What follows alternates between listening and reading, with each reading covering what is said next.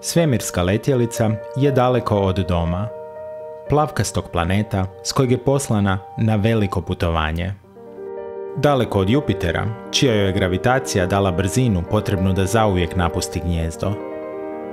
Daleko od Saturna, čiji ju je mjesec Titan vinuo izvan ravnine ekliptike. Daleko od Urana i Neptuna, ledenih divova koje je posjetila njezina sestra. No početkom veljače 1990.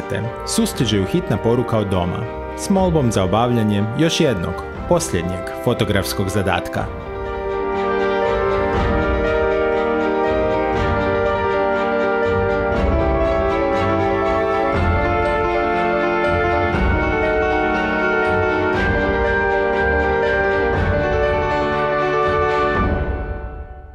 Dvije robotske letjelice Voyager istražile su 4 vanjska planeta Sunčevog sustava i gotovo 60 mjeseca.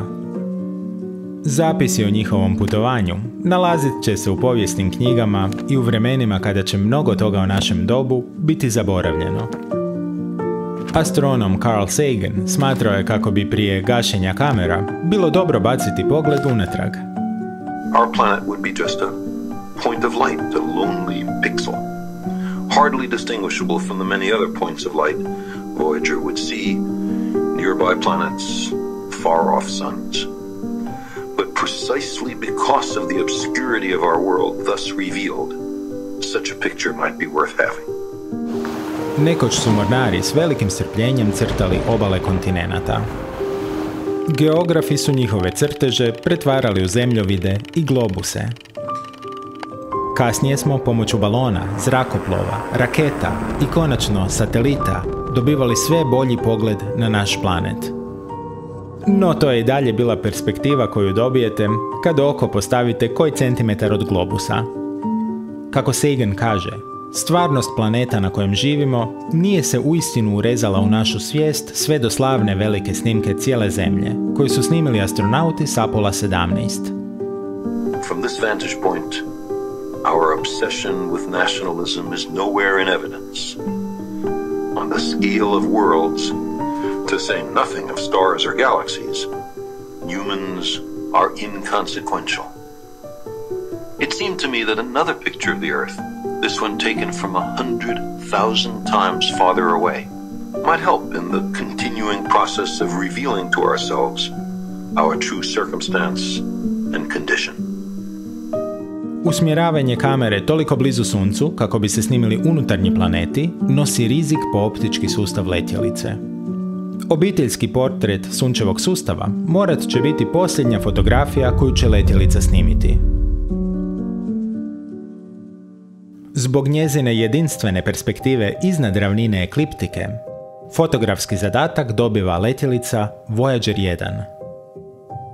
Njezine kamere miruju gotovo čitavo desetljeće, još od susreta sa Saturnom u studenom 1980. Ona poslušno okreće svoje kamere natrag, prema sad već udaljenim planetima.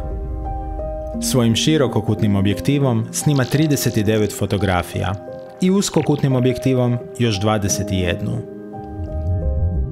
Prvi su snimljeni Neptun i Uran, najudaljeniji planeti od Sunca. Toliko tamni da su zbog dugih ekspozicija od 15 sekundi uslijed gibanja letjelice prikazani razmazanima.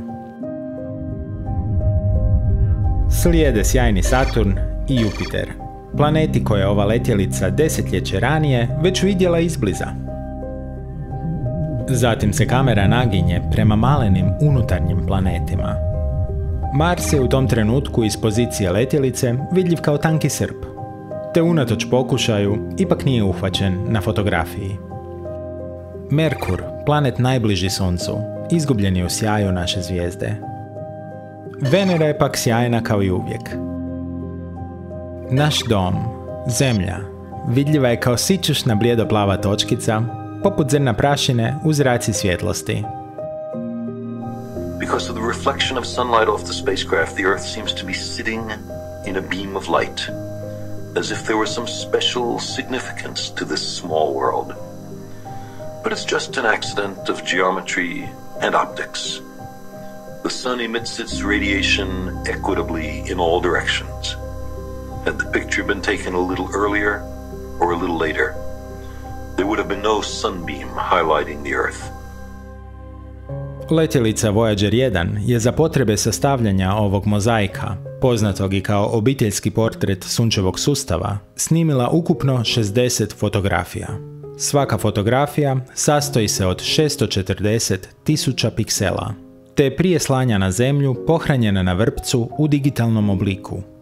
Digitalni podaci su pristizali postepeno kroz 3 mjeseca, pritom putujući 5,5 sati od letjelice do Zemlje.